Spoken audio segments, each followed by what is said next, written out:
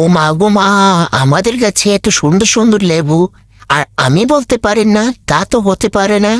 যে মুহূর্তে কিনা চোখে পড়লো যে লেবু ধরেছে, সেই মুহূর্তে আমি চলে গেলাম একটা হাতে ঝুড়ি নিয়ে লেবু পাড়তে। লেবু পরে পারবো, তারপর দেখি কি সুন্দর কচি কচি কাঁচামরিচ। আগে কাঁচামরিচ পারেনি, তারপর লেবু পারবো। এই তো পেরে নিলাম, এই তো পেরে নিলাম, আর একটা পেরে নিলাম। ও মাশাল্লাহ মাশাল্লাহ, একটুকু গাছে এতগুলো মরিচ ধরেছে। আজ তো মরিচ দিয়ে ভাত খাবো মাখিয়ে। যা, সবগুলো পেয়ে নিলাম। এখন যাই লেবুগুলো পারি।